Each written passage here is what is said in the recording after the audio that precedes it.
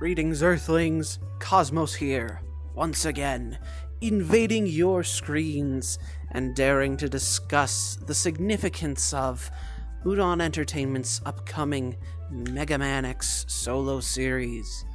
So, the MegaMan series, forever switching between incredibly active with a bunch of releases back to back and incredibly dead with sparse releases being incredibly mediocre, and in both cases there being a comic series. Isn't that funny? History is a circle, isn't it? So yes, in the back pages of Udon Entertainment's MegaMan X timelines, it was announced that an ongoing MegaMan X comic book will be published later this year, at least at the time of recording, which is important to emphasize due to the fact that stuff changes, and delays are common in the comic industry. For all I know, it could be coming out next year, it could be in 2026, it could be coming out in 2027, it could be canceled. The MegaMan series is sadly full of cancellations. Rest in peace, Star Force 4. Taken from us before we even knew about you. And rest in peace, Legends 3. That series deserved another entry. Voltnut deserved a conclusion to his story. And, but I digress. This series, though, is rather significant for a variety of reasons. But before I talk about that, and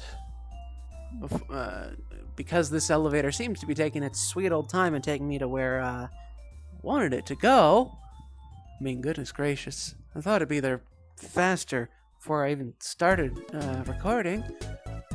I mean, goodness, you think it's, how far Earth technology has advanced, elevators would be more efficient, but no, I guess not. Yeah, seriously, it's like I'm not even moving. Anyways, but before we talk about the present, we're gonna have to go back to the past. So let's start there. Our story begins, as sadly all too many stories do, in the 1990s, with the Ruby Spears MegaMan cartoon, known for its good theme song and very little else. Well, and Curse of the Lion Men, the awakening of Minnie. Well, and the Lion Men, which awoke in that episode from what I understand. I've never seen it. However, the episode I have seen of the show is Mega X, which featured an oddly muscular version of the title character of the MegaMan X series to promote the then rather new series on the Super Nintendo, or Super Famicom as it was better known in Japan. Oh right, yeah, I forgot. That's the TV show recently got released in Japan as Rockman USA. Isn't that funny? I think they actually got the Lion Man episode 2 recently. Times change, don't they? Anyways, so that episode is rather well known for being one of the series' better episodes, having really good animation and pretty solid voice acting, and giving us a decently good idea of who X is in this universe, and who Vile is, and the antagonists of the 22nd century. And that's not without good reason, because it was apparently meant to be a backdoor pilot, supposedly, for a MegaMan X cartoon made by Ruby Spears. The thing is it never got made. For who knows why. I don't. And I'm not going to delve into it. I'm not qualified, and I don't want to delve into it. Ruby Spears is not something that interests me. Maybe it will when I actually watch the show, and then I delve into the history, but for now, I'm not gonna really delve into it. It's not the subject of today. Today, we're We're talking about X, though not the social media platform. Then, in the early 2000s, the era of the 90s kind of dying down, but not necessarily. Like, the worst parts had died down, but not all of them, and the good parts were still kind of there. But, like, not all of them. Like, the bad anime dubs were still there, but we were starting to get some good ones. And then, on top of that, like, we had neat little gadgets and gizmos still. Or, well, you guys did. In space, we still have neat little gadgets and gizmos. You guys have traded in for touchscreen everything. Look, I'm just saying, buttons will infinitely always be cooler than tapping things. And I'll say this, whenever I use an Earthling phone, I don't understand why you all need an app for every little thing. Just saying. Just saying. I don't think Dr. Light needed an app to set up his robot. But I digress.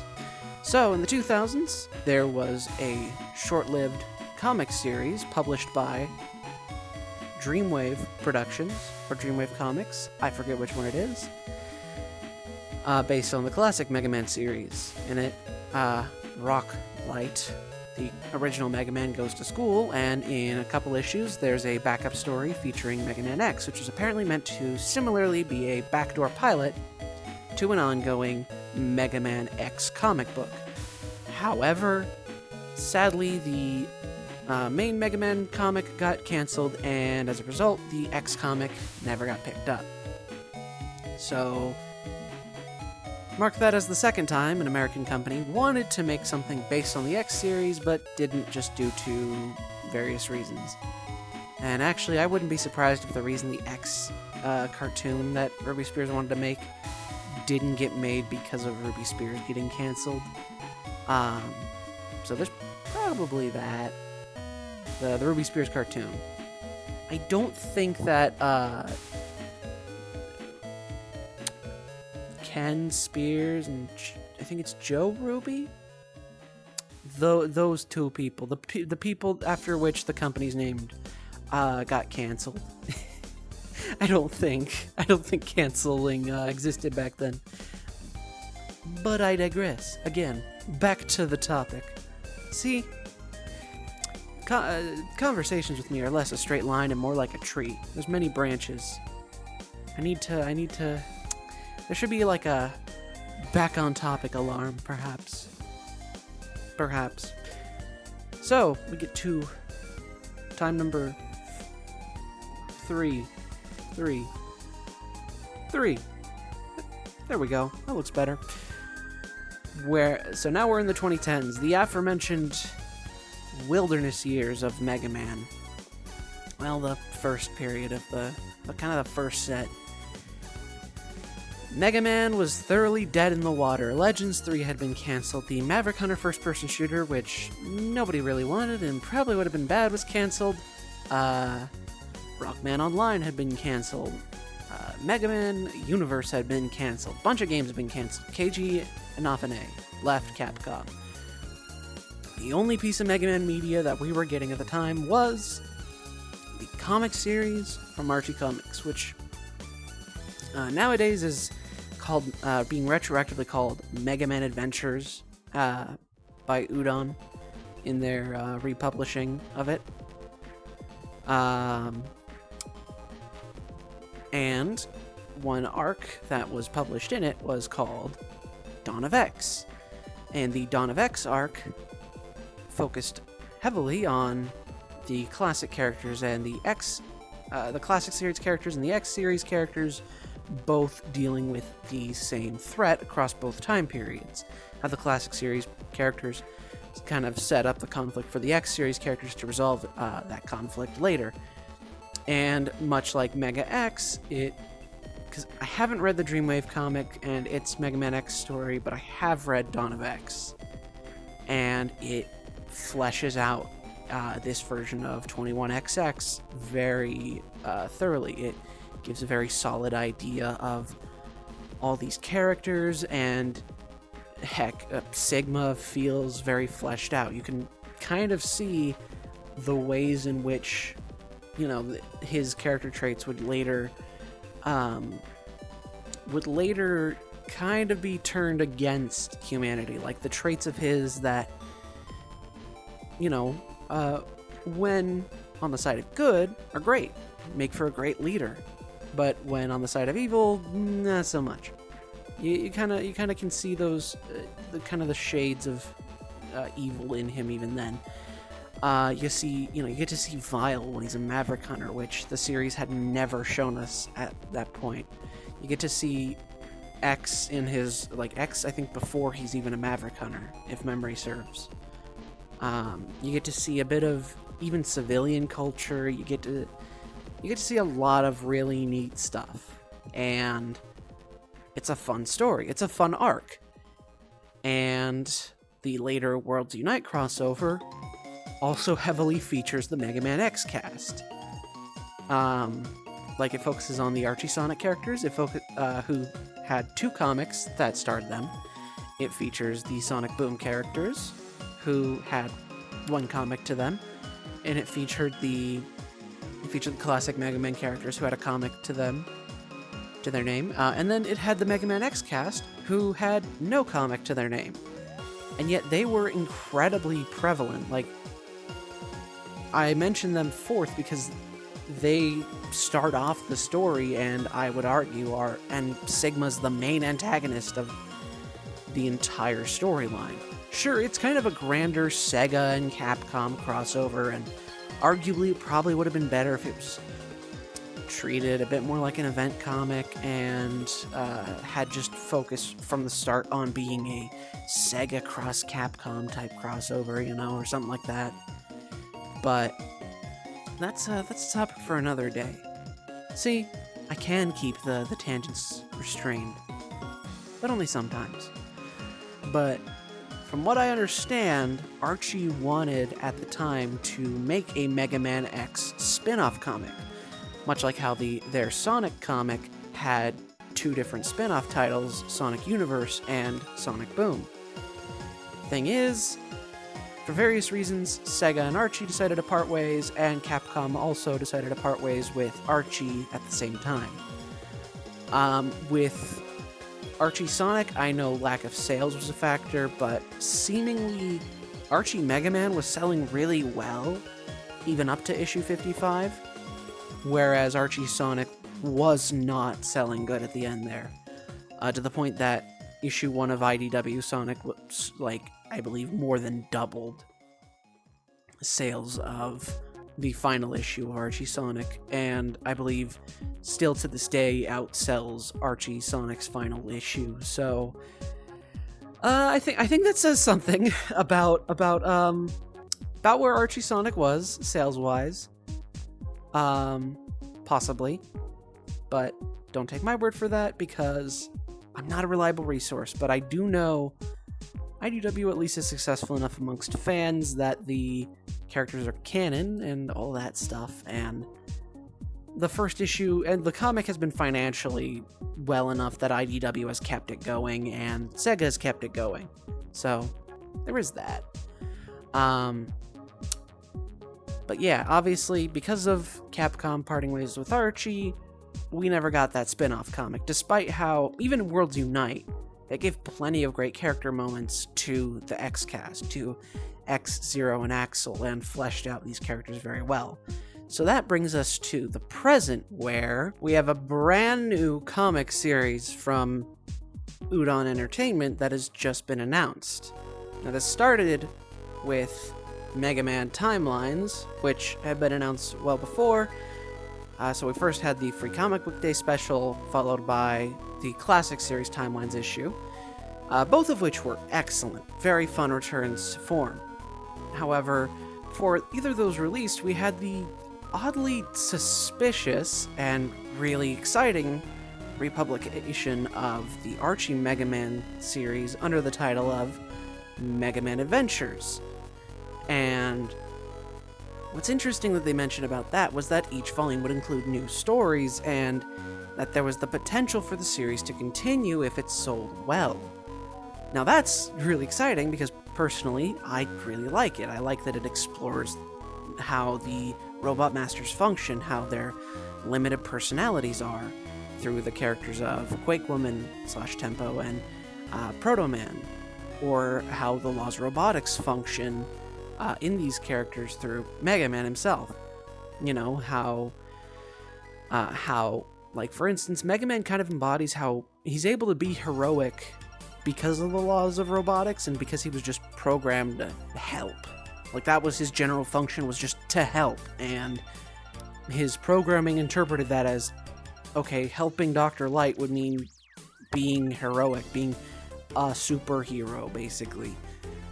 And it's really fun, and they're getting the original creative staff on, too, which I'm always for, because it means it'll probably be pretty consistent, and it's nice because the original trade paperbacks are kind of stupid expensive nowadays, so it'll be probably cheaper, and it looks like they'll be hardcover, too.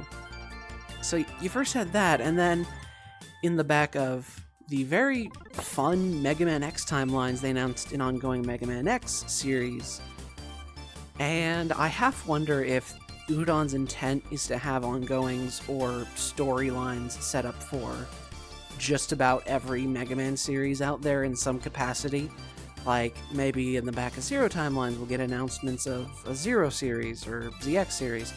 Or if it's just because the X timelines issue sold well. I mean, I don't know how to do a pinching motion in VR, but just imagine I'm pinching, like, barely got timelines, and it sold out at my local comic shop, and asked a friend, sold out at his comic shop. He could not get a copy, no matter how hard he tried, and they carried a bunch of copies. So, from what I could guess, at least, because most comic shops don't, like, order, like, ooh, I ordered 3 copies. Usually they order a decent amount. Like, if someone requests a comic, they usually don't go, okay, I'm gonna buy 2 copies, and that's it. So, them having sold out means it was in pretty high demand. And, I mean, it sold out in pre-orders on some online stores that I was checking out well before the release date. So, my guess is that they greenlit this purely because of the hype and because of how well it was selling. But now suddenly we have our 4th American company that wants to make something based on the MegaMan X series, and the first 2, the one shot alone is the first time they've been successful in putting, at least between the 3 comic companies, the first time a comic company's been able to put something out. And then now in terms of an ongoing series, the first time we've gotten an announcement of an ongoing series, and hopefully, should it see print, it'll be the first time we see something like this release between Ruby Spears, Dreamwave, Archie, and now Udon Entertainment. And Timelines is excellent. Characterizes X, is questioning his place in the world and questioning why he has to fight Reploids, but it doesn't make him whiny or incompetent. It showcases exactly why his character works. It makes Zero very cool and very decisive, but it doesn't make him overshadow X, and it doesn't make him cold. It doesn't make him an edgelord, as the internet would often characterize him. I don't think this is a comic that would go with the stupid cataclysm theory, or the idea that Zero killed the classic cast. I think they would keep in, the typical characterization that, no, he was locked away and didn't even interact with any of them. And heck, my personal theory is just that the classic cast probably just all died out for the human characters, which is an instance of, well, no, duh. And then for the robots, they probably were all either shut down or rusted and died. Like, realistically, once Wily retired / died, MegaMan has nothing left to do. Especially once Light retires, too. I'd imagine both Rock and Roll would probably offer themselves up, and probably are on display in a robot museum akin to the one in Mega Man 7. I could probably discuss Mega Man lore for another discussion. But I digress. Yet again, digressing and discussing all these tangents related to blue bombers and robots. But that's all I've got to discuss regarding this comic. It's pretty darn significant, as you can probably tell, and I'm really excited for it. The one-shot was really good, and the same creative staff is going to be kept for the ongoing comic, and Timelines is going to be canon, taking place between issue 0 and issue 1.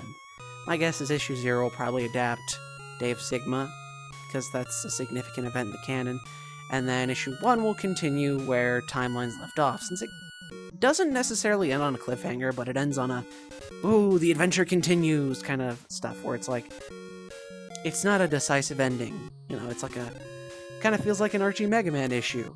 And them republishing Archie MegaMan makes me wonder if this is intended by Udon as kind of their official continuation. Like, Dawn of X is canon to the I suppose, the Timelines version of X, as we could call him, I suppose. But someone would probably need to ask the creative team if that's the intent with this new version of X, and or ask someone at Udon Entertainment. But, I don't know. I'm not an expert. But that's all the time I've got for today. Well, less all the time and more all the words I've got to say on the subject. This is Cosmos, wishing you all a good day and blasting off.